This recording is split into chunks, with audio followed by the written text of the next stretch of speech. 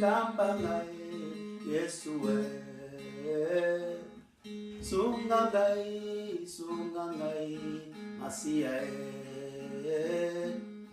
Unako salela yo ngai moko na kokite Yoshua Unako betela yo sete ngamoko na kokite Yahweh Unako sunga milimo ya bana na yo ngamoko na kokite Yahweh Yako sunga ngai na evangile ya solo Yaka okangola ngai na lokuta Yesu epote na pesa lobiko Fungola monoko na ngai chia sembo na betela yo sete Kambangae Masia Sungangae Yesu Kristo Anana yo bako telengana bazangi esika ya kobomba mai banana yo bako nyokwama bako kimela lisusu wapi basusu baoyo bamataki na bwato kati na ebale kolo Kwatu esili kopasuka babangi kodinda basimbi mikila ya nyoka Soki osimbi nyoka na mokila Soebi nini nyoka kosala Kambangae Yesu Amatea ya solo pote na mikisa Milimo ya bana nayo Misio pesa kibiso masia Na Matthieu 28:19 Yako kende koluka bana nayo Okomisa bango basali nayo Lifuti na biso ezana maboko ya bato te na maboko Ya nzambeza kombai Kambangae Yesu Sungangae na misio yo pengeli ngai na moko na kokite Toko betela yo sete na matea ya sembo Yesu Obenga biso poto bikisa milimo ya bato Yesu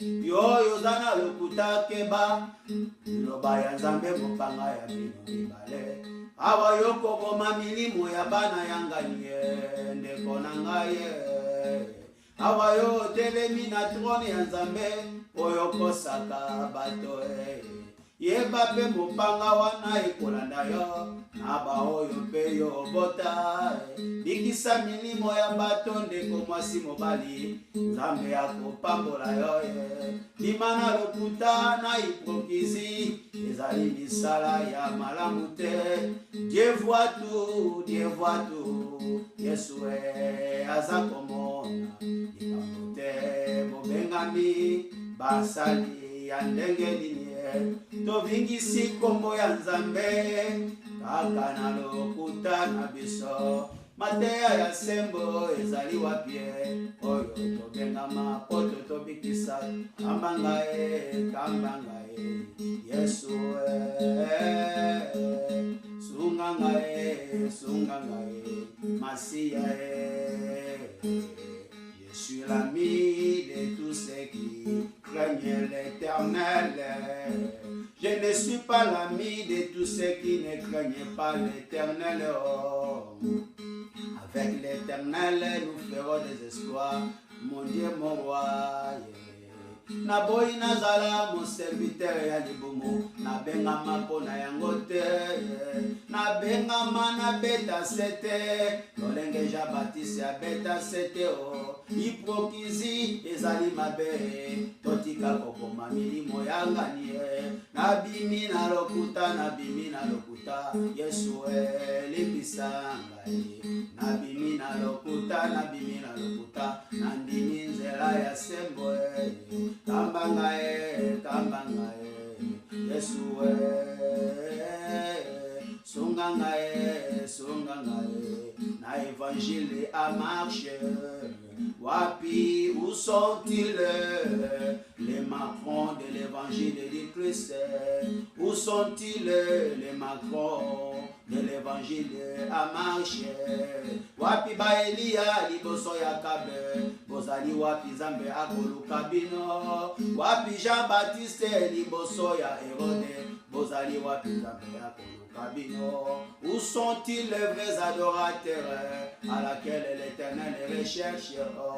Et Zambe akomi koluka basali ya solo, bozali wapi? Kambangae, kambangae, Yesue, sungangae, sungangae, Masiae.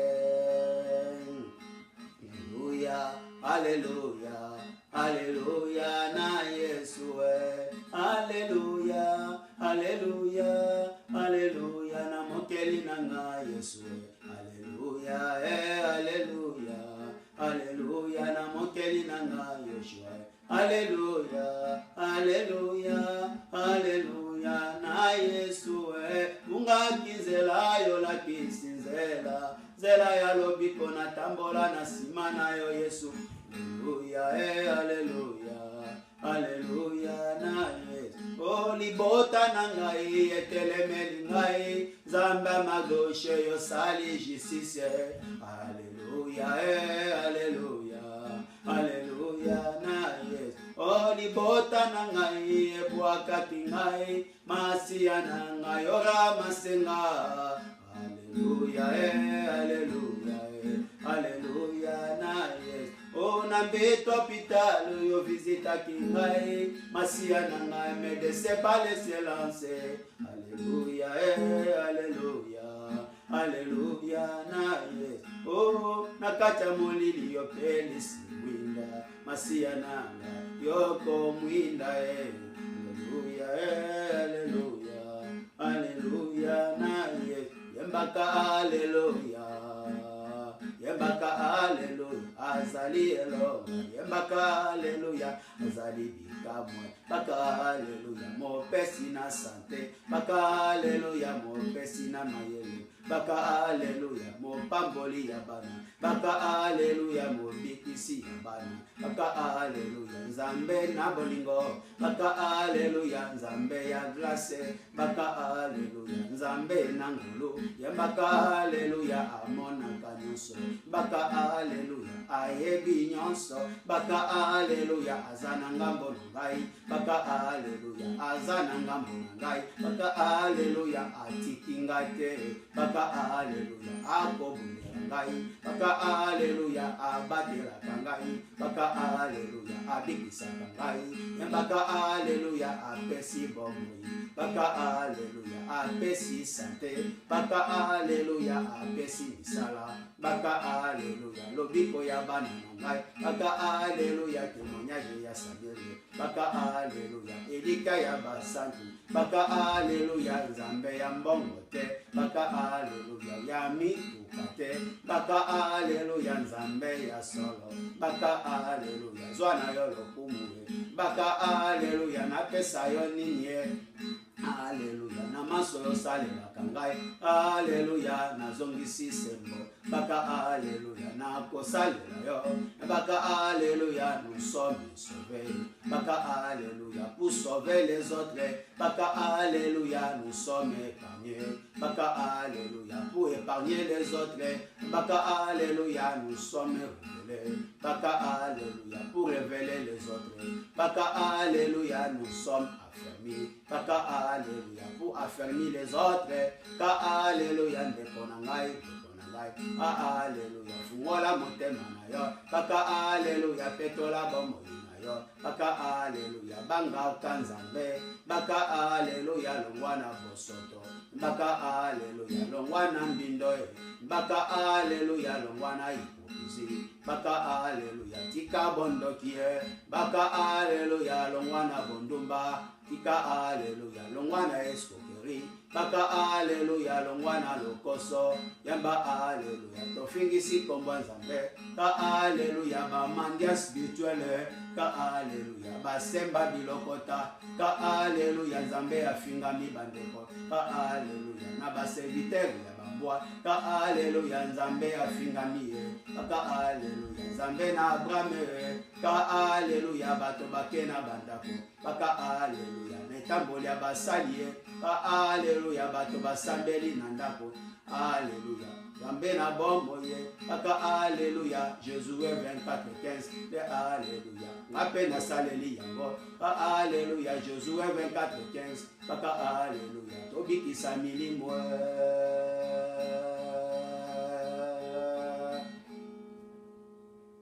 Louange à Dieu, Seigneur d'univers, Maître de la rétribution. C'est toi celle que nous adorons. Oui, c'est toi celle que nous implorons notre secours. Guide-nous dans le droit chemin, le chemin de ceux que tu as comblé de faveur, non pas de ceux qui ont couru ta colère ni des égarés. Dieu tout-puissant, point de divinité à part lui le vivant, celui qui ne subsiste pas lui-même, ni sommet le sang, ni sommet ne la saisisse. À lui appartient tout ce qui est dans les cieux et la terre, qui peut intercéder auprès de lui sans sa permission. Il connaît nos passés et nos futurs, et sa science embrasse ce qu'il veut. Son trône déborde le ciel et la terre, dont la garde ne coûte aucune peine. Tu es le très haut et le très grand. Seigneur Jésus-Christ, ne t'éloigne pas de nous. Seigneur, montre-nous ton visage. Seigneur, viens vite à notre secours. Seigneur, on te donne tout. Seigneur, le plus répandu. Seigneur, Fils de Dieu vivant, prends pitié de nos pécheurs. Merci Seigneur, tu nous as appelés pour te servir. Voilà, ton peuple est abandonné. Ton peuple sont rejetés. Ton peuple sont opprimés. Ton peuple sont malades. C'est pour cela l'évangile est en marche, dans la vérité. C'est pour cela aujourd'hui nous allons prêcher. Notre thème c'est l'évangile en marche. Pourquoi l'évangile en marche? Parce que l'évangile est endormi. L'évangile est manipulé par des faux serviteurs. L'évangile est bafoué, détruit par les faux serviteurs. C'est pour cela que ton peuple est détruit. Comme la parole déclare à livre de Osée 4:6, mon peuple est péri par faute de connaissance. C'est pour cela que je vous invite, mon frère, mes sœurs bien-aimés dans le Seigneur, ne rejetez pas la connaissance de l'Éternel, c'est pour votre intérêt. Aujourd'hui, nous allons prêcher dans le livre de Jean 5, chapitre 5, verset 1 jusqu'à 9. On va parler de Bethesda. Bethesda signifie une église malade. Attention aux églises malades. Tu viens en bonne santé et tu rentres malade. Tu sors malade. C'est comme l'hôpital. C'est comme l'hôpital à laquelle tu souffres, tu es malade. Si tu vas à l'hôpital, tu vas chercher un bon médecin. Celui qui va te consulter. Oui, il va te consulter. Après avoir la consultation, il va t'envoyer d'aller faire des examens. À partir de ces examens, il y a le résultat qui va sortir. Oui, il va te prescrire l'ordonnance pour aller chercher les médicaments dans la pharmacie.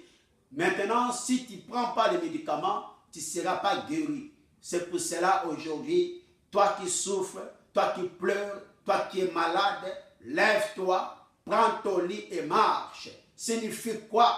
Lève-toi, prends ton lit et marche. Dans le livre de Jean 5, versets 1 à 9, on va décortiquer cette parole. Lève-toi, prends ton lit et marche. Bateya kayango na batonga te. Bateya kayango na ndenge elonga melite. Babombaka oyo ezali vérité na kati wana. Je viens avec la révélation de l'Éternel. De l'Éternel. C'est-à-dire, lève-toi et prends ton lit et marche, signifie, lève-toi, répands-toi, et tu seras guéri et tu seras délivré. C'est pour cela qu'on dit encore une fois, c'est la répentance. Mes frères, mes sœurs bien-aimés dans le Seigneur, écoutez-moi là où vous êtes. C'est la répentance qui provoque la délivrance et les miracles. Si j'étais voleur ou un sorcier, je me renonce moi-même dans la sorcellerie. Oui, je suis délivré et cela, ça devient miracle.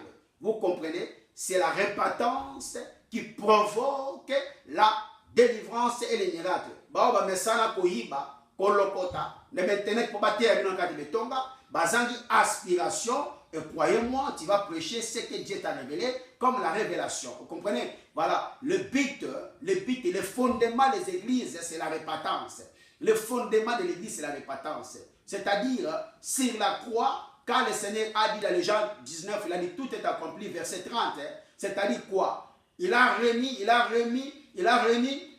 l'homme et son créateur, parce que l'alliance était divisée, était séparée, et Jésus-Christ a réuni, il nous a réunis les pécheurs sur la croix à travers notre Dieu. C'est pour cela, sur la croix, c'est-à-dire, il y avait un Israël païen, un Israël spirituel.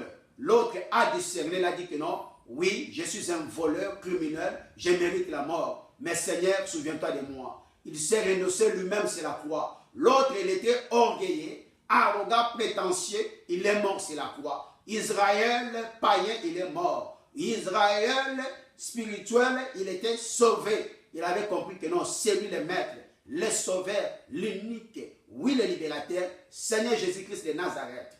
Je ne viens pas prêcher l'évangile, car tout le monde y prêche l'évangile. Moi, je viens prêcher Christ.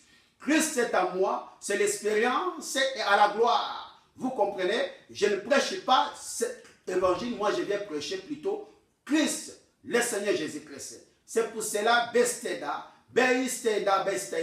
c'est une église malade, où il y avait des serviteurs, ils ne pouvaient pas donner le salut à quelqu'un qui était malade pendant 38 ans. On dit dans cette église-là, il reçoit les boités, les aveugles, les infirmes, vous comprenez? Et quand nous lisons dans le livre de Luc 4, verset 16 à 18, le Seigneur il a dit quoi? Oui, l'Esprit du Seigneur est descendu sur moi. Je suis venu pour ouvrir les yeux de ceux qui ne voient pas, qu'ils puissent voir. Oui, soulager les cœurs de ceux qui sont brisés. Oui, ouvrir les oreilles des sourds pour qu'ils puissent bien entendre. Vous comprenez? Oui, je suis venu délivrer les prisonniers qui sont capturés dans les prisons sataniques et diaboliques. Dans le livre de Luc 4, verset 16 à 18. Voilà les missions. Alors, si nous allons dans le Matthieu 3, premier verset, Matthieu 3, premier verset, jusqu'à 17, on parle de la repentance de Jean-Baptiste. Vous comprenez? Le fondement, c'est la repentance. Le fondement, c'est la repentance. Si on ne vous enseigne pas la repentance, on ne vous explique pas comment il faut se repentir pour être sauvé, comment tu seras sauvé? Impossible. Repentance, c'est comme tu es malade, tu as un cancer, tu as un sida, tu as un hernie. On va t'examiner chez un médecin spécialisé et il va te donner les médicaments, il va te donner les conseils, les repos, les médicaments, comment tu vas suivre, comment tu vas les prendre pour être sauvé. Et si tu ne prends pas ces médicaments, comment tu seras guéri? Impossible. C'est ça la repentance. Mais cet évangile-là, on ne va pas vous prêcher dans les bâtiments. On ne va pas vous éclaircir. Ils ont peur parce que quand vous allez découvrir la vérité, vous allez fuir. Parce que leur fondement, c'est sur l'argent. Ils se sont bâtis sur l'argent. Ok, l'argent ne donne pas le salut. Ceux qui mbongo, nde mobuta kufate. Ceux qui mbongo, nde pe maman nanga kufate. Ceux qui mbongo, nde oman bongo pa kufate. Alors, les salis, ça ne s'achète pas avec l'argent. On n'achète pas les salis avec les biens matériels ni l'argent. Non. Les salis, c'est gratuitement. Si tu reconnais que non, tu es un péché, tu commences à te dénoncer toi-même. C'est pour cela la parole déclare bien que non, rentre dans ta chambre, dans les lieux secrets. Moi, ton Père, je t'attendrai. Si tu m'exauces, je vais t'écouter. Oui, renonce-toi toi-même. Rentre dans ta chambre signifie, examine-toi dans ton cœur. Qu'est-ce que tu as caché? Qu'est-ce qui reste encore que tu n'as pas dénoncé à Dieu? On dit Dieu voit tout, Dieu connaît tout. Dieu, on ne le trompe pas. Tu te trompes toi-même. Toi qui es silence complice. Oui, tu veux rester toujours dans le mal. Tu veux rester toujours dans la manipulation des âmes des gens. Tu veux rester dans la complicité pour détruire les âmes et abanangani. Mais il n'y a pas peur au boti. Il n'y a pas peur dans la famille. L'Ilobananzambe, c'est un couteau de double tranchant. L'Olenga yozako papa milimo ya batu. Ezako nkalobi que pas na tata. Basako kangela bango porte ya paradiso. Oui. Ok, to bengami pour la kolakisa batu. Ndenge bakomela kisi. Neni o esengeli basa ya koba bikisama. Alors on a collection 3, 1 à 2 et lobby. Si réellement nous sommes ressuscités en Christ, cherchons d'abord les choses d'en haut, pas celles d'en bas. soki vraiment to sekwi kati na masiya to lukana na makambo na likolo elekisi nini kobikisa milimo ya bato oyo ya se ekoya sima ndeko mwasi mobali yo vandi silence olobi ke kimia na ngai naza kosala justice mais tu es dans le silence complice, ta conscience est accusée. Balobi bien que Jean-Baptiste akendaki komona Hérode alobi c'est la femme de ton frère. Akendaki koluka kobiki sa Hérode. Balobi bien Elia akendaki komona Akabe alukaki lobiko ya Akabe. Ba mutuma ngongi toyebi epai ba suka. Melelo oyo bato bakimi na kati betonga pona nini parce que lokuta ekoti moyibi ekoti bondoki ekoti manipulation ekoti. Je fuis le monde, je suis venu dans l'église, j'ai trouvé le monde. Elingi koloba nini na kimi mokili na ye na kati betonga na kuti mokili. Ndenge Yesu akotaki na kati na mokana na Jean 2 verset 13.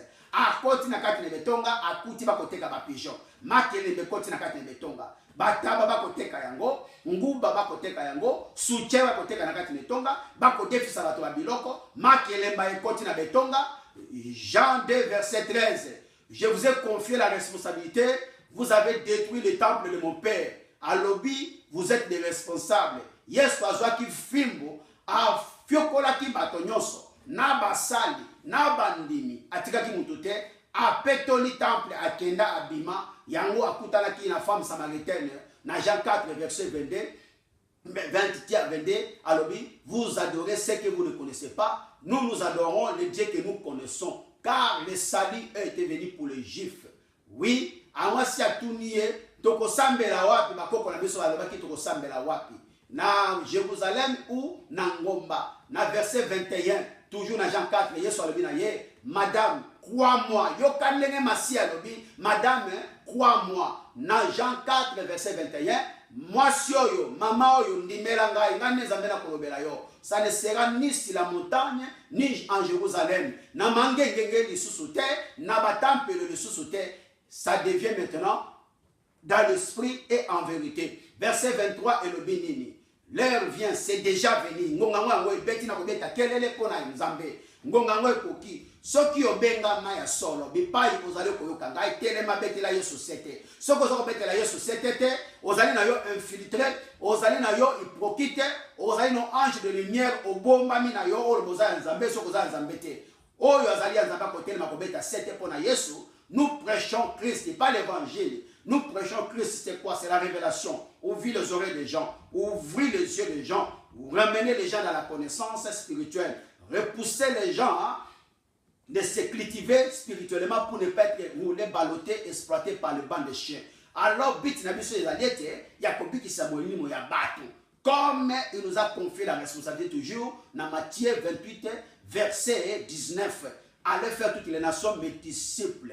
Baptisez-les au nom du Père et du Fils et du Saint-Esprit.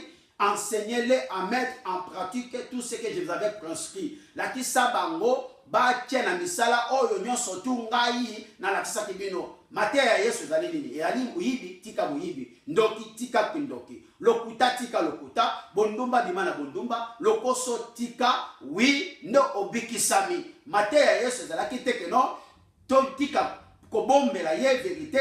Pote tobikisa milimo batute toboma milimo batu elaki mateya Yesu te. Yesu alobi na bayokoli na yalobi si votre justice ne dépasse pas celle des pharisiens et des scribes, vous entrerez pas. Alobi na bango nini soki sembo na bino eleki ya baninga ya Nicodème te bokokota na lola te. Nicodème aussi, l'un de vous, Nicodème aussi, il avait un nom qui fait trembler, qui fait peur aux gens. Il s'appelait docteur en Israël. Or que la parole déclare, nous sommes au-dessus de la loi. La loi et les ordonnances établies contre nous et nul sans effet par le nom puissant de Jésus-Christ. Romains 8, 1, le ministre de Kolanga, il n'y a plus condamnation à tous ceux qui sont en Christ. Bila kelimabe ezali na likolo ya baoyo bazala masia te. Ndenge alobeli na Jean 10, verset 27 à 28. Mes brebis connaissent ma voix, ils me suivent. Oui, je les sauverai, ils ne périront jamais. Tous ceux qui sont entre mes mains, oui, personne n'a le pouvoir de la lever dans ma main. Vous comprenez? oyo nzamba azali koloba. Mais lelo oyo mwasi mobali to telemi bipai bozali partout na Europe, partout na France, partout na Belgique, Suisse, wapi. Soko zali vrai adorateur oyo nzamba za koluka na Jean 4:23 telema bana kobetela Yesu 7 telema bana koluka kobikisa milimo ya bato. Kovanda kinya ne konanga yeba te mopanga na nzambe kolanda yo. Balobi na mokanda na Jean 1 verset 40. André, il était l'un des deux disciples de Jean-Baptiste. Il a entendu parler de Jésus. Il a suivi Jésus. Atiki Jean-Baptiste. Oyokingai akei na verset 41 na Jean 1 verset 41. Ake comment on a déconné Simon Pierre. Alobi, nous avons trouvé le Messie, celui qui correspond en Christ. Ozolanda akei ko kaba masia na famille na ye. Kaba Yesu na libota na yo. Josué 24:15. Moi et ma famille nous servirons l'Éternel. Obandi ko kabala nous ambe na bana na yo, na mwasi na yo na bandeko na yo. Soki baboyi nde obimisi nzambe libanda. Na lingi koloba, moi nzambe na kabiye na mwasi na ngai. Na kabiye na bana na ngai. Bayebi nzambe. Fondema ya ngwana mutakobotola bango ezalite. Ikopinga mo tata na bango. Na kangami na ye mutakobotola nga azalite. Apesi ngai santé, apesi ngai force et énergie. Alors esengeli bino pe bande konangai o bozali kolela o bozali konyokwama oyo bomitungisa mingi na kotalisa bino lelo oyo la révélation na Jean 5 verset 1 à 9 Bethsaïda ezali église malade basali bazalaki bapesaki boîtier à 38 à lobi côté ezali kola yo oyo osilisi betonga ya France osilisi betonga ya Île-de-France lobi ko ezalité mais lobi ko ezalaki kaka na repentance. Kotambola na masumu la kisoza malade. Le péché c'est malade. Balobi, ne soyez pas esclave de péché. Si tu demeures dans le péché, c'est-à-dire tu es un homme mourant, tu es un homme malade, tu es un vivant, c'est-à-dire oyo oza kotambola na kufwa. Alors ne konangai lelo oyo ezali toujours kokoba. Ngai ya bino les messagers na bino frère Nabino, Daniel 4, Galates 4:16, à cause de la vérité qui sort de ma bouche, nous sommes devenus leurs ennemis. Mais cela, ça ne nous empêche pas de prêcher la parole de la vérité. Alors, yo yo vandi silence complice. Yo oliaka na sani ya Pharaon. Yo otelemi pour la koboma minimo ya bana ya bato. Yo oza na kati na ba complice silence. Yo za kotala 10 euros 5 euros ba pesa ko tena poche. Yo za kotala mbongo ba pesa ka yo somba essence. Yo za kotala mbongo ba pesa ka yo somba coupon. Ye banzamba za na makoki ya kobotola yo musala. Ye banzamba za na makoki mutu kawana ekufi ekotambola lisusu te. Ye banzamba za na makoki ya kocha trouble na kati na ndako na yo poko bina suka. Balobi asukisaki Pharaon. Asukisaki Pharaon. Na baninga na ye nyonso. Ndeko na ngai. Na ye ko prêcher NT, na ye ko prêcher oyo ezali sembo po ememanga na bino na kati na lobiko. Toujours que l'amour triomphe de la haine, oui, toye po ko bikisa milimo bato, y compris yo za kolanda ngai, soko zali mondimi, ozali mosali, sale la sembo. Tolongwa na lufundu na lolendo, tolongwa na lokuta, kokosa bana ya ngani, kokosa milimo ya bato. Oui, chaque chose a son temps, likamonyo sa gane bandeli pe na suka. Pharaon pe akomaki na suka ba signe nyonso tu ya fe ya Pharaon ekokisami boyo kangai malamu ba signe nyonso tu ya Pharaon ekokisamaki nzambe basakana kana ete soki nzamba alobi tango Jérémie alobaki ba complotaki po ba boma Jérémie mais suka la nzamba zalaki na Jérémie oyo nzamba tindaki Jérémie aloba ekokisamaki na ye awa pona kobikisa milimo ya bato nyonso y compris na yo oyo za na kati na lufundo na lolendo na yo oyo vandi silence basusu pe basi bakimi basusu pe baza koluka ndenge ya kokima basusu pe bakoluka bipani bakobatama alors balobi lumière il faut éclairer makambo nyonso yango toza kote ya lelo awa ndeko mwasi mobali na tieni ndani na ngana mopanzi toujours tokoza na kati na Biblia. Lelo tokotanga na kati na mokanda na Jean 5 verset 1 à 9. Balobi lève-toi et marche. Yelingi koloba nini ndeko na ngai? elingi koloba ete lève-toi, prends ton lit et marche. Balobi moto oyo azalaki malade pendant 38 ans. Nakotanga makomi po oyo pabono sima na kolimbola bino. Balobi, la parole déclare dans le livre de Jean 5, premier verset. C'est là, il y a eu une fête juive et Jésus montant en Jérusalem. Or, à Jérusalem, près de la porte des brebis, il y avait une piscine qui s'appelait Bethesda. Balobi awa nini na sima na yango ezalaki na fete ya bayuda na mboka ya Jérusalem. Balobi Yesu akei kuna. Tango akei na mboka wana ezalaki na piscine ezali mai parole ya Nzambe.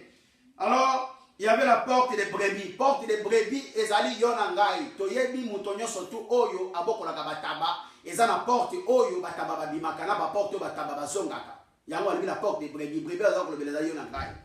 Balobi na Bethesda. Bethesda oyo eza ko présenter église et tonga la nangai malamu bipa yozali. Ça c'est la révélation de l'Éternel. Yoyo mesana ko yibo tanga ka Biblia te, yiba ote ya batuna ba église ba bâtiment. Mais et ça la pour la gloire à Tata. Il y a une piscine qui s'appelait en hébreu Bethesda et qui avait 5 portiques. Balobi na kati na église wana ezalaki na 5 portiques. 5 portiques oyo signifie les 5 ministères de Dieu.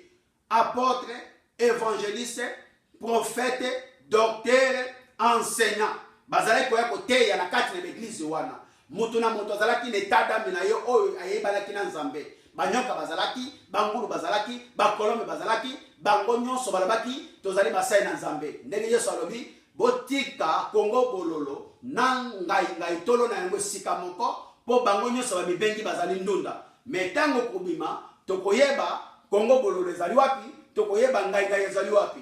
Tango pe elonaki baloni eboti balobite Kongo bololo bimaki biao Kongo bololo na kolia yango te na fufu paseke na kosanza oyo ngai esala ka malamu pona mwasa za na zembi oyo bazana kati na bolingo basosola oyo na mikoloba ndenge Yesu ayebisaki bayokoli na ye avec vous je veux vous éclaircir mais avec les pharisiens et les scribes je parlerai en parabole car le mystère du royaume est venu pour vous. Vous êtes recommandé de comprendre le mystère du royaume. Et pesameli na bino boye babondoki na lola Yesu za koloba bayokoli na ye. Alors Biblia ezali romate oyo kotanga no Biblia ezali révélation bolanda nga malamu. Alors ekeni susu balobi sous ces portiques na seya ekote liwana grand nombre de malades étaient couchés. Ebele ya bato ya bokono ya bapasi ba ezalaki ya kolala na kati letonga wana. Boyo kangai malamu. Po soki moto azali malade ndeko na ngai. Okei hôpital il faut que la solution et puis qui ça yo soki yo zo komela kisi soki trouver malade na yo et ko pesa yo kisi po bi kisama mais soki hôpital on zali ko umela ozo komela kisi eza ko simbate ba changer ka médecin oyo balobi les médecins traitants alors on a le médecin traité zali Yesu Masia tango na zui médecin moko boza ko pesa ngai solution te na pollen na ngai na allergique na ngai una lingundu una mutupasi na ko changer médecin de konangai yango bakola kisa moto ya malade ya 38 ans a changer ki médecin alanda ki Yesu Christ abiki samaki boyo kangai malamu pendant 38 ans 3 plus 8 est égal 11 chiffre ya kadia pemba chiffre 12 de ya Nzambe ya 11 zali ya satana boyo kangai malamu malobi sous ces portiques un grand nombre de malades étaient couchés. Des aveugles, boyo kama malamu. Makomi lobi, malheur à celui qui est conduit par les conducteurs aveugles. Tous les deux vous allez tomber dans un métro. Conducteur aveugle, azali nani. Moto ya yebi sembo ya Biblia ya bombe le sembo. Parce que yemo kaza na sembo te, akome mayo na libulu bino mibale boko tinda. Mais Nzambe soué na ezalete, ozala aveugle te. Tango aveugle la kwa simba yo loba non pardon yo zali aveugle nga na tanga makomi mosika na ngai bola na ngai malamu de kona ngai balobi il y avait des aveugles des boités yepe mota 38 ans yaka ya kotambola akoma ki boité wana ndenge nini tika na yebisa yo oyaka na likambo soko na pakana kati na bizo kota okoma boité moyo bimezate ki fanatisme kangio sentiment kangio émotion kangio obosani bitumba oyo yo oyela obosani oyo yaki ozwaka décision na ndako na yo nakotika kindoki nakotika boyibi nakotika lokuta nakotika bondumba nakotika songi mais okei l'église morte porte kangami okomi boité okomi aveugle bakangi yo miso ndeko na ngai na banimation bakangi yo miso na mateya ya kosepelisa nzoto moyo kobikisa molimo na yo te obikisami te okomi boité moyo tamboleza te ndenge ye akomaki boité 38 ans balobi bien boité de paralytique oui koka mwela okomi mwela ndeko na ngai oyaka ya kotambola okomi mwela nini okomi se mwela église oyo koti Bethsaida. Attention aux églises malades. Tu es venu en bonne santé et tu sors malade. Balobi les paralytiques, ils attendaient les mouvements d'eau. Oui, bazaki kozela mai eningana. Ndenge yo oyaka po otubela, okoma na yo mutu akobeta maboko na mamateya oyo sepelisaka. Bokobala, bokobota, bokosomba mituka. Oui, bokosomba mapango. Yango tende oyela, yango tende kopesa yo lobiko. Oui, lo agité et la kisi ba mateya oyo ya kosepelisa nzoto, mais qui ne donne pas le salut, qui ne sauve pas, mais qui ferme plutôt la porte des paradis.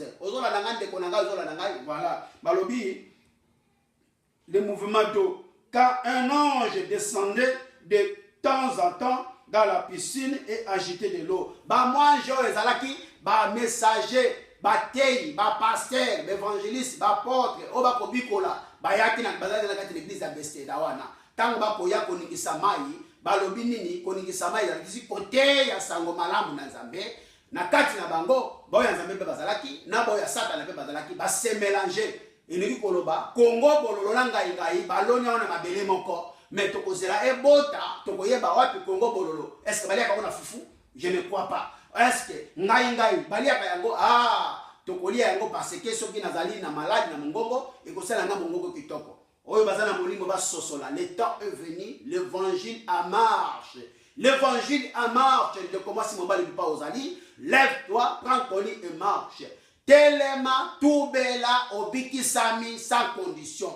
Entre dans ta chambre, évoque-moi dans le lieu secret. Moi ton père qui voit, qui habite dans le secret, je t'entendrai na koyoka yo kobangelo komo kote tubela yo moko batu oboma tubela basi ya batu ozwa tubela biloko batu oyiba tubela mabala ya batu boma tubela bana ya batu bebisa tubela bandako ba magie oyo kota tubela bondoki osala katango nyoso ngo eloko na eloko zala ngonga nango tokomi na fin ya makambo nyoso. Alors tout bela kotika eloko te Nzambe bakosaka ete balobi awa. Attention aux églises malades. Oui, tu rentres dans les bonnes santé, tu ressors malade. Yoka balobi awa ndeko mwasi mobale dans l'eau presque il avait été agité, très été guéri, quelle que soit sa maladie. Balobi ete tango mai ekozala agité ezala mateya ya solo na mateya ya lokuta na kati oyo ya solo ekopesa yo lobiko. Yoka balobi na verset 3. Là se trouvait un homme infirme depuis 38 ans. Balobi wana ezalaki na mwela moko mula toko misato na mwambe azalaki na kati l'église wana. Boyo kangai malamu ndeko na ngai fungola mateyo epozali oyo ezali ma révélation ekobikisa yo. Tokotala awa abikisamaka na dini te abikisamaka na nini atubelaki amitubelaki ye moko abikisami. Yoka balobi na verset 3 na verset 3 balobi na verset 5 balobi là se trouvait un homme infirme depuis 38 ans. Jésus le vit couché et sachant qu'il était malade Yesu amoni ye pe ayeba ki ete azali malade. Nzambe ni muta koyeba bitumba na yo moko koyebi na we kobombela Nzambe e kobomba mate. Soki totangi na mokanda na Jean 1 verset 45 balobi bien que Philippe a été comme Nathanaël a dit que non, nous avons trouvé le prophète, celui dont nous avons trouvé le Messie, celui dont Moïse a parlé dans la loi, dont les prophètes ont parlé. Jésus-Christ de Nazareth, fils de Joseph. Dans verset 46, balobi bien Nathanaël alobi petit peut-il sortir quelque chose de bon en Jérusalem? Balobi, Philippe Balobi Naye, viens et vois. Et Balobi, verset 48, toujours on a Jean 1, verset 48, Balobi, Yesu, Nathanaël Balobi, d'où tu me connais? Yesu a dit que non, avant que Philippe t'appelle, je te vis. Quand tu étais sous les figuiers, au Kolanda, oh, batanga makomi, baye ba figuier, ezali nini, na koloba ngote, parce que bayi bakabayiba. Yoka figuier, ezali na boyo, molimo mosati ko susaba ko yeba. Et le bakeno, ndenge awa, na zongi sikoyo, na Jean 5, oh, ezali teme na biso, ya lelo pona ko laksa keno, avant mutu abenga yo, avant mutu alobela o Yesu, Nzambe ayebi yo, Yesu ayebi yo, ayebi ngai atuzete. Uzola ngai, balobi nini? Balobi, l'infirme lui répondit, balobi, il se trouvait un infirme. Jésus le vit couché et sachant qu'il était malade depuis longtemps. Il lui dit, veux-tu être guéri? Yesu amonaki pe ayebaki keno aumeli bambula ebele na bokono. Enri koloba nini? Ba etonga oyo kotinga na yo mbula bambula. Oui, eza ne loko oyo eza kokanganga na yo. Eza ne loko oyo nga na yo tokobomba. Eza ne loko oyo ekopesa ezokozangisa nga na yo lobiko. Yesu amonaka, Yesu ayebi. Tikana yebisa yo, Nzambe akoki kobikisa yo bipai mbino bosoto ezalite, eza lokola nde bakongole baza kolela. Oui, Nzambe kangola Congo. Oui, Nzambe akokangola Congo te, pendant que ba serviteur ya bambwa ya bangulu banyoka batoni na Congo, pendant que ba temple ya Satana etongami mingi na Congo, pour gloire ezala ya bango, Dieu ne partage jamais sa gloire avec l'homme. Vous avez l'angai, et c'est les Congolais qui sont là pour na Congo à pratiquer politique religieuse. Oyo, ya bakwesaki ba temple oyo Satan na boka na Congo, ko bana ko démolir yango, ba serviteur ya lokota bokati bango mitu. Na ba oyo bayaka awa ko lalisa bino pongi ndenge botemela miziki botelemela bango eza ba distraction ba komemela bino po bokota na distraction boyebi bango bayaka awa yango nde ekoyebela kopesa lobiko na Congo yango te tozongi na kati na mateya pareil balobi Yesu ayebaki ye ndenge aumilaki na maladi mbula toko misato na mwambe atuniye depuis longtemps atuniye. Il lui dit, veux-tu être guéri? Olingi obikisama. Po Yesu atuna kaka yaki kaka na lobiko. Po so kutani na Yesu obikisami. Mais azalaki bandaka la pendant 38 ans boyo kangai ndeko na ngai. 38 ans. Ezali bambula oyo ya salaki na kati betonga oyo ya silisa. Mais etonga moko Yesu kutaki ya sali 38 ans lobiko te. Beta machine muta 38 ans wana ayaki kotambola komi mwena. Nini asilisa te.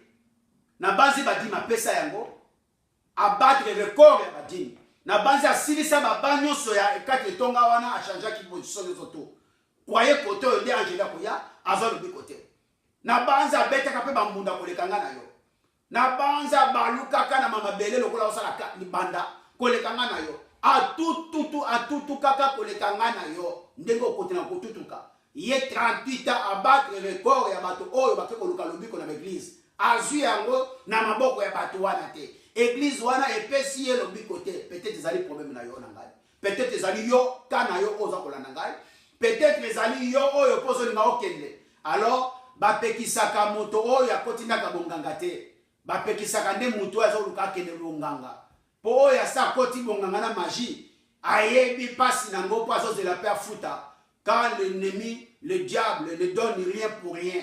Alors, ce qu'a fait si yo yeba ça cause la retour. Mais yo nanu okeinda ko wana te na ko pekisa yo, pesa somme mingi de ko ngai. Alors, balobi awa 38 ans na ye ezalaki exploitation. 38 ans na ye ezalaki ya pasi. 38 ans na ye e komisi emwela. Alors, mutu ya ko sambele de choses ezalaki te akomaki na suka. Nenge pe yo na ngai sokomi na suka ndeko na ngai.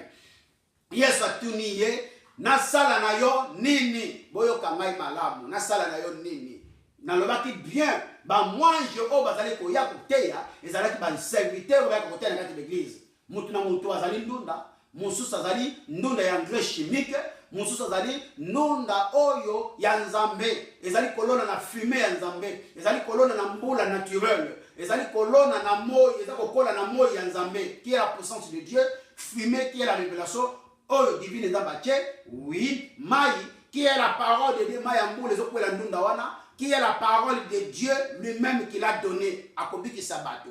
Mais ndunda oyo elonami na ba engrais chimique bokeba tango kolia yango ezali ke ba cancer, ezali ke ba kufa mtemwe mabino. Attention aux légumes engrais chimiques, c'est-à-dire attention aux messagers des engrais chimiques. Tozongi na makomi. Nekonangai balobi na ye na sala na yo nini, veux-tu être guéri? L'infirme lui répondit, Ayanoliye, Seigneur Mokonzi, je n'ai personne pour me plonger dans la piscine quand l'eau est agitée. Alobi na ye, mutu na maladi, nzamba tunie na sala na yo nini, eza lokola nzamba za kotuna yo za kolanda ngai, na bitumba na yo, o baza kobundisa yo, butuna moi.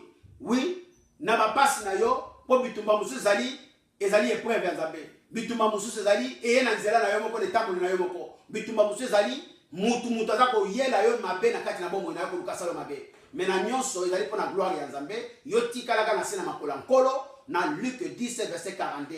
Bakobotola yo yete, bakoningisa yo te, kuna okozala averti, okozala révélé, okozala protégé, okozala épargné, okozala délivré, okozala béni na makolo ya nkolo. Yo kanga malamu. Nalobi awa nasalela yo nini yalobi nazali na moto te oyo akobwaka nga na mai tangu bamwaje bayaka koningisa mai yoka likambo ya kokamwa ndeko na ngai eza lokola yo ozali kolanda ngai alobi na Yesu alobi nasala na yo nini esengelo lobele kaka bikisa ngai mpo na lembi ye abandi ba explication ye abandi na distraction na ba fanatisme ozola na ngai nazali na moto te oyo akobwaka ngai na mai tango bayaka koningisa mai. Mais azalaki pendant 38 ans abandaki mbula moko ayokaka mateya wana pour te dire que mateya oyo ayoka pendant 38 ans mateya solo ezalaki te kobikisa ye te mateya oyo banako teya ye ezalaki ya kosepelisa nzoto na ye bateyaki ye te oyo Yesu akutani na ye bokomona différence ya oyo abikisaka bato alobi na ye likolo liboso nasala na yo nini aye na parole ya nabikisa yo ye lokola balesaki ye mateya na baconducteur aveugle batondisaki ye na mateya ya baconducteur boité batondisaki ye mateya na baconducteur malade benfirme boité banini ezali basali ya lokuta ba oyo bakomema bino na kufa boyoka ngai malamu bofungola matoi. C'est la révélation de l'Éternel. Je le dis et je l'insiste, c'est la révélation de l'Éternel. Pas jamais entendu, pas jamais voir. Aucun gagne de konangai. Balobi bien. Alobi nazana moto ako bwaka ngai na mai te soki lingani. Balobaki bien awa. Balobi yango bien. Balobi na verset 3. Des aveugles, des boitiers et des paralytiques. O baton saki ebele. Parce que oye na église oyo conducteur azali aveugle. Oye na église au conducteur azali boité. Oye na église au conducteur azali mwela azali koka. Est-ce que yo kotambola te? Po ye moko azali boité, ye moko azali mwela, ye moko azali koka, ye moko azali aveugle. Bonga ko sepela yo mona, ko sepela mona te. Akonga pa boma yo miso na matia lokuta, po yo na ye pe bodinda na libulu. Ako sepela pe yo koma mwela, okoma koka, po otambola na babeki una na vélo po yepe asepela. Mais balobi Yesu alobi na ye alobi nazana motote boyoka na verset je n'ai personne pour me plonger dans la piscine quand l'eau est agitée et pendant que j'y vais une autre descend avant moi elenge koloba nini pendant que j'y vais une autre descend avant moi elenge koloba nini tango komi kozwa mokano ya otika bondoki otika moyibi na l'église wana bakotelemela yo bakoyela yo évangile ya pesa ndo bikisama bakolinga bamema yo na lobiko te alobi quand je vais pour descendre il y avait une autre personne qui passe avant moi boyoka ngai malamu tango naza kolukana tubela tango naza kolukana tika moyibi na tika bondumba lokuta ezali na mateya oyo bakoyela ngai pesa okopambolama pesa okobala pesa okobota pesa oko voyager mais balobi te que non tika bondoki po bikisama. L'autre il s'avançait devant moi et likolo banini mateya ya lokuta bakoteya yo po ezongisa yo sima emema yo na lobi kote boyoka ngai bipai bozali boyoka ngai très bien. C'est la répentance qui provoque la délivrance et les miracles. Le vrai miracle, c'est la répentance. Nous sommes malades. Le péché, c'est malade. Si tu te repens toi-même, tu te donnes toi-même, tu es délivré automatiquement, sans condition. Et c'est le miracle pour le voisinage et dans ta famille. Ils vont commencer à parler, oui, avant, il était ça. Maintenant, il n'est pas le même. Yes, pour la mission, nous aussi pareil. Nous avons le carnet d'adresse du maître du Seigneur à laquelle nous a recommandé pour aller sauver les gens. Nous n'allons pas reculer. Nous ne sommes pas dans la peur. Plutôt, nous avons le courage de David d'affronter, d'aller sauver les gens. Plutôt, nous avons la foi. Parce que la parole déclare, celui qui n'a pas la foi est désagréable dans les yeux de l'Éternel. Si tu as la foi, tu es agréable. Alors, parce que Yesu a une mission, il y a qui peut sabato. Yokane na verset 8. Alors, lève-toi, lève-toi, lui dit Jésus, prends ton bâtard et marche. Yoka mama ya makambo. Yesu atalaki que pendant 38 ans, mula toko misato na mwambe, bakosi emingi, ateya mite, bateye mateya solo te ya kukambo la bombo inaye kwe kubikisa ye, bakangele porte ya paradiso. Bateye mateya kaya kukuta ya banimation. Bateye mateya ya kukuta ya kucha bambonga na bambere bokoma kombo. Bateye mateya ya kukuta. Oh, mettez-moi à l'épreuve, tu verras les cieux vont s'ouvrir. Mais non, non, non, non, non. Alors, mutu oyo ya maladi, akokisaki chapitre la verso yo balobi Malachi 3:18. Balobi Malachi 3:18 que vous verrez la différence entre ceux qui servent Dieu et ceux qui ne servent pas Dieu. A comprendre qui koyeba ko sa la Nzambe. Yesu alobi na ye, lève-toi, lui dit Jésus, prends ton bâtard et marche. Et ningi koloba neni, telema Toubela, pe obikisami, yokangai malamu, lève-toi, prends ton lit et marche.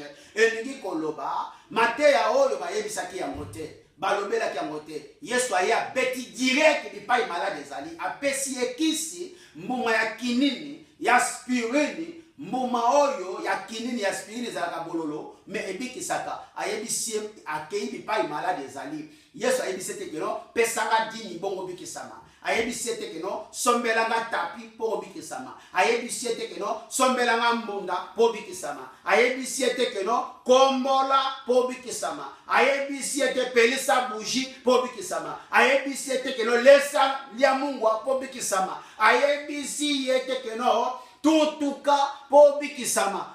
Yesu alobi na ye a profité ayebisi keno lève-toi, prends ton lit et marche.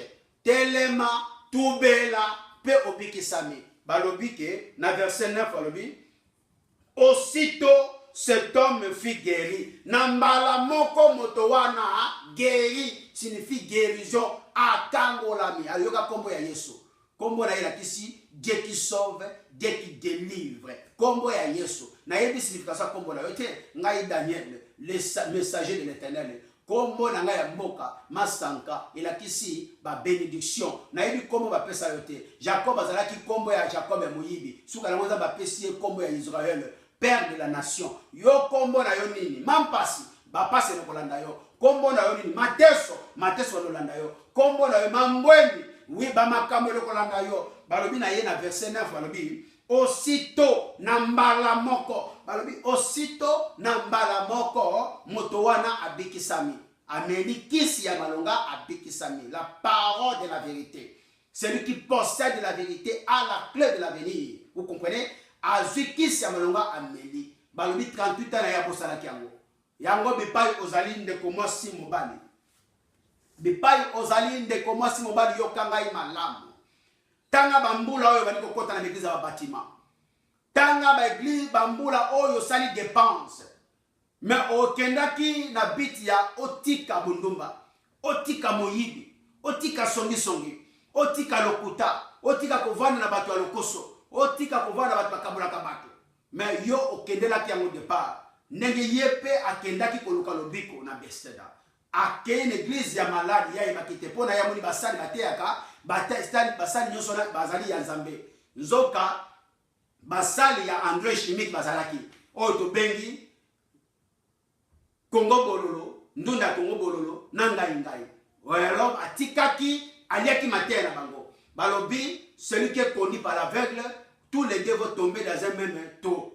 Yesu aye na Luc 4 verset 16 à 18 ami na ko fungula miso mona kateba mona ye pe miso na ye fungwa maki azonga ki lisusu na kati le tonga wana te boyo kanga malamu azonga ki kuna te azongi kuna te alors lokola Yesu abikisaki ye tala mama ya makambo ndenge le kaka soki oyebi sembo okomi na sembo bakomi kobundisa yo banani bakobundisa yo ba pharisien ba scribe bandeko ya Nicodème parce que ofungwami miso parce que oligobikisa bato parce que bakolela lisusu yote okomi ennemi na bango balobi bien na verset 6 balobi bien na 10 balobi c'est un jour de sabbat les juifs diront donc à celui qui avait été guéri ezalaki mokolo ya sabado babosani Yesu ye moko azali sabbat bayebisi na moto oyo babikisaki ye c'est le sabbat n'était pas permis de porter ton brancard. Et puis ça m'a dit, au pète la bombe yo. Oui, il leur répondit, Ayano Libango, celui qui m'a guéri m'a dit, oh yabi kisakinga alobinanga, prends ton brancard et marche. Tout bela pe obikisami. Il lui demanda qui est l'homme qui t'a dit, balobinaye nani oyo yebisakio, prends ton brancard et marche. Mais celui qui avait été guéri ne savait pas qui c'était quand Jésus avait disparu dans la foule qui était en cet endroit. Tango yo bikisami, tango yo komi komona, oyo Jean 8, 31 elobi, si vous demeurez dans ma parole, vous êtes mes serviteurs. Oyo ni source na mokanda na Jean 8 verset 32 elobi nini, elobi, vous reconnaîtrez la vérité et la vérité va vous rendre libre. Aye kola kisembo sembo ekuvandi kati na ye azali susu moumbu ya église ya Bethesda te azali susu moumbu ya kopesaka te awa apesaki Yesu eloko 38 ans ya malade ya mateya ya lokuta babomi ye miso ya molimo babomi ye matoyi na molimo ayaki ya kotambola komi mwela koka Yesu azongisi ye makolo apesi eloko moko te asengi eloko moko te akomisi apôtre te a commissie protocole était a commissie diacre te ma commis ka serviteur ya Yesu par excellence boyo kinga di pa bozali yango ndeko mwasi mobali yango na lobi litokeli susu na kati na mokanda ya Jean 10 verset 27 boyo kalobiko ezali epa ya banani tokotanga makomi Jean 10, verset 27, et le minini. Jean 10, verset 27, et le bieboui. Yoka oyo yesa lobi. Lokola mutu oyo ya Bethesda ya 38 ans malade. Eza lokola yoza kola nanga na bandako. Na l'église aussi ici, solution aux usuité. Alors, balakisia wakisia malonga yebisie, lève-toi, prends ton lit et marche. Tellement tout bela bondoki na yo, moyibi na yo, lokuta na yo, songi na yo, lokoso na yo, hypocrisie na yo, pe obikisami, mbongo na yo simba, mbuji na pesi yo te, mungu na pesi yo te, tapi kosomba te, nzungu kosomba te, na bikisi yo kende. Boyo kamalamu. Mais 38 ans ya mateya, lelo zalaki ya kafu kafu. Lelo yaki opesi mbwa boyi, me pesi yo lobiko te, ndenge pe yo otikali na fanatisme. Soki Yesu ayete, tika yoko beta yoko tokoleka record ya mutu oyo ya 38 ans peut-être vous allez faire triple yoka sikoyo ba oyo ya Yesu oyo ba yoka kamongongo na ye Jean 10 verset 27 alors mes brebis connaissent ma voix ils me suivent yoka ndenge balobi ndenge mutu oyo yoka ki mongongo ya Yesu elengolo ba mat voix elakisi mateya ya solo 38 ans yoka ki mateya ya lokuta mateya ya Matthieu, ya Thomas, ya Jacques, ya Kingani. Boyo kanga malamu. Apesa ki lobi kote. Mais Jean 10 verset 27 le binini Mes brebis connaissent ma voix. Yoka na kotanga yango, pour yoka. Jean 10, verset 27. Yesu, voici le message du Seigneur. Mes brebis écoutent ma voix. Je les connais. Elles me suivent. Bapate na ngai, bayoka kaliloba na ngai. Bayoka kamungongo na ngela kisi, bayoka kaliloba na ngai. Et na yebi bango. Pe bakolanda ngai. Bakolanda muta mukilite. Mes brebis écoutent ma voix. Je les connais. Ils me suivent. Baoyo ya ngai bakoyoka mungongo na ngai. Na yebi bango. Pe bakolanda ngai. Boyoka ndenge Nzambe azali koloba. Mutu oyo ya Jean 5 ya malade ya 38 ayoka ki Yesu. Po azalaki brebis ya Yesu bandakala. Ndenge ba Eli ebele bazali égaré na maboko ya banyoka. Mais lokola kutaki liloba ya sola kuta na kolo na ye azongi alandi Yesu abikisamaki. Alors Yesu abikisete, mes brebis écoutent ma voix, je les connais, elles me suivent. Je leur donne la vie éternelle. Wana tukuta verset 28. Na kopesa bango bomo ya seko. Potangu yoko miko yoka olandi Yesu. Ayebi yo. Akopesa bomo ya seko. Bomo ya seko c'est le deuxième vie après la mort. Derrière la glace, derrière le miroir, il y a quelque chose qui se cache. Cherchez à connaître qu'est-ce qui se cache derrière cette glace, qui est le paradis. Vous comprenez? Comme on avait dit encore, après la mort, c'est le vrai combat qui commence. Alors, attention, mon frère, ma sœur, bien aimé, pas Rosali, sortons dans les habitudes de dire que son âme repose en paix, en mort. Pendant son vivant, il servait Dieu. Même si ton père, ou ta mère, ou ton frère, pose-toi question. Mon père, ma mère, mes frères, pendant leur vivant, ils craignaient Dieu, ils servaient Dieu? Non. Si mon père, ma mère, mon frère, ma femme, mes enfants, ils n'ont pas servi Dieu, ils vont aller à l'enfer. Ba commissionnaire ya bibembe, ou ba ya matanga ya batu, même matanga ya bangote, bokomona ye. Bomituna. Baza ko ya ko tala bipa ba ko kunda mutu pona butu ba ko foke basa ila bango. Oza matoya ko yoka yoka. Oza mutema ko ndima ande c'est la révélation. Donc attention encore aux commissionnaires na bibembe, ba commissionnaire ya bibembe. O batala ka bipai batu ba ko kunda na cimetière. Ba yaka na matanga ya batu. Ba ayebanité à se présenter. Il y a une mission. Alors oui, mes brebis connaissent ma voix, je les connais, elles me suivent. Je leur donne la vie éternelle. Elles ne périront jamais. Et personne ne pourra les arracher. Yoka denge zambalobi. Baoyo yanga yalobi na Jean 10 verset 27 à 28 alobi nini. Bapate na ngai bayoka kamongongo na ngai. Na yebi bango e bakola na ngai. Ndenge mutu malade ya 38 na Jean 5 alandaki Yesu. Alobi ils ne périront jamais. Yepe akufite. Ils auront la vie éternelle. Ils auront la vie éternelle. Oui. Tous ceux qui sont entre mes mains, personne n'a le pouvoir les arracher. Oyo okomi ya Yesu, mutu moko ta koboto na maboko ya Yesu. Yoka na verset 29 alobi. Mon père qui me les a donnés, papa na ngai Nzambe oya pesinga bango. Et plus grand que tous. Azali likolo ya bato nyonso. Et personne ne peut les arracher à la main de mon père. Mutu moko pete azana makoki ya koboto la bango na maboko ya Nzambe. Po ya epai na Yesu, po landa Yesu, po za la serviteur ya Yesu, esengene na Nzambe nde apona yo. Okoki kokende pa ya Yesu te soki Nzambe aponi yo te. Il y a une condition. Alors bi les brebis à laquelle mon père il m'a donné, personne ne périra. Alléluia maintenant. Pose à la serviteur à Yesu Nzambe fa pona yo uta la libuma mama na yo. Ndenga lobaki na Jérémie 1. Quand tu étais dans le ventre de ta mère, je te connaissais. J'ai ouvert ta bouche, j'ai mis ma parole dans ta bouche. Après ça, quelle est sur responsabilité? Dans verset 10. Oh, tu yebi ngai na bino. parce que Nzambe on a ki utale maman na ye. Na libumu moko ezalaki de royaume. Caïn Abel, moko ndoki, moko mosantu. Mais papa moko, maman moko. Comment expliquer ça? L'homme a les ennemis, le Japon près de sa famille. Banguna na yok balana na libota ni po botani.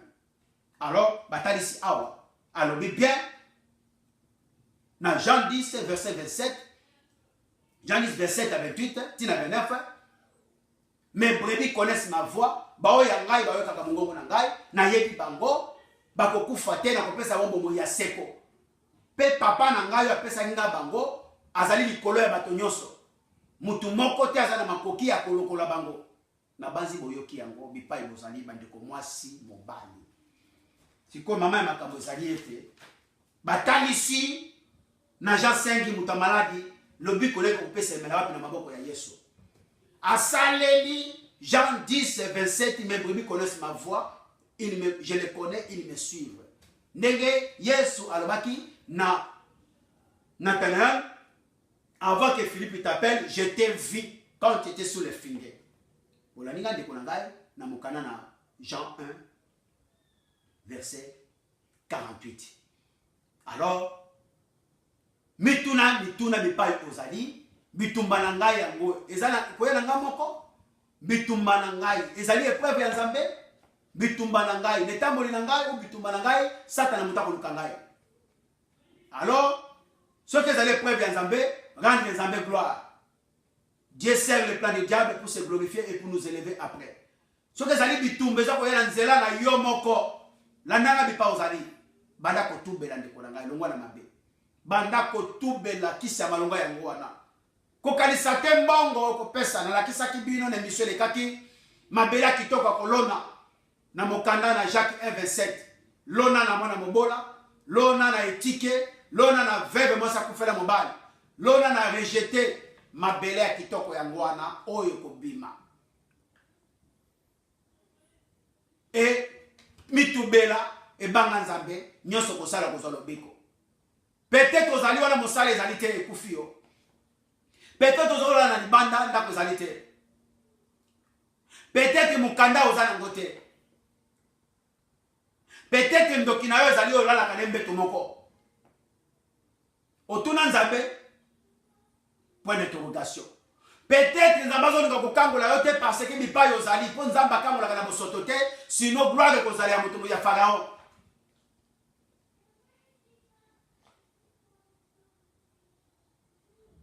A partager la gloire na motote. Et sengelaki Abraham akabana na lote po apambola Abraham.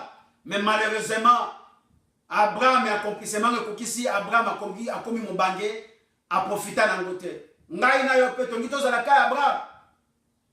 Po accomplissement nzamba la ka biso kokisa na ki mon bange okolia mo mbola moni. Okolia mo mbola moko kufi. Po nzamba ko sakati akokokisa yango. Nega kokisa na bombe Abraham, mais Abraham a profiter na ngolo longtemps. Souci n'a pas été, toi qui es malade, lève-toi, prends ton médicament, tu seras guéri. Yondoki, yo kolokabana na yo, yo kota na vie abatu, yeba oyebani, yo zali visiter la butu, yeba bayebi bino, bino zali ba messager ya Hérode, yeba bayebi bino, yebino ba oko ko mamilimo ya bato, yeba Nzamba komona bino. Dieu voit tout, Dieu connaît tout. Yo zali kolela mitala. Kolela na yo tambola kobanga Nzambe kangama kozonga simate ezali épreuve ya Job 1 chapitre 1 tina chapitre 2.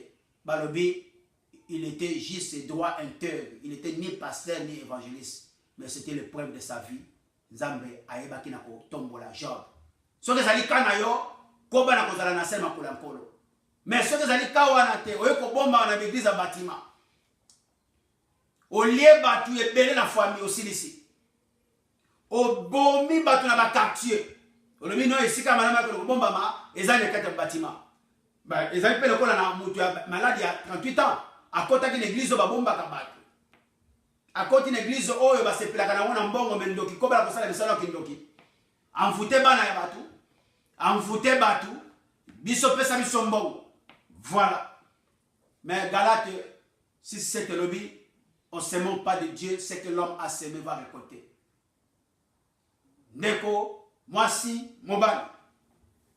Message, tozalaki nango kopesa bino ya bwana. Tala oyo nzambe alingi o tambola po ozala molongi. Josué 1:8. Po obikisama, po ozala moninga ya nzambe, po nzambe asepelaka na yo, po omona kembo ya tata ndenge Moïse David amona yango. Tambola na Josué 1:8. Et tambola na Psaume 1:6. Yango no komi na suka ndeko mwasi mobali o nazalaki ya koyebisa bino na nzela ya nzambe yango wana. Botambola na Psaume 1, verset 1-6. Botambola na Josué 1:8. Que cet livre de la loi ne s'éloigne pas de vous. Méditez-le jours et nuits. C'est ainsi que vous réussirez dans toutes vos entreprises. Nzambe nanga pambola bino bipai bozali. Nzambe nanga a visité bino. Saint-Esprit a mona bino afungola bino miso pe matoyi na molimo. Bo bikisama liloba oyo botambuma na bombo na bino. Bo partager yango na ba o bazali kolela babima na kolela. Besteida l'hôpital oyo bomaka bato. Oui, et koboma bino lisusu te. Yesu Kristo nde solo nzela pe bomoi. Nzambe na Abraham, Isaac na Yakobo abomba abatela bino pe na mapipi na bino. Na mapipi na ye. Ba flèche ya munguna ekozwa bino te. Pour te pouvoir repesa mele biso ya ko démolir. Na démolir nyonso oyo zali mabongisi ya kadia pemba. Pe na détruire nyonso zali misala ya Satana. Na kombo na Yesu Christ zali Nzambe. Gloire et louange à toi Seigneur Jésus-Christ. Amen. Voici le message du Seigneur.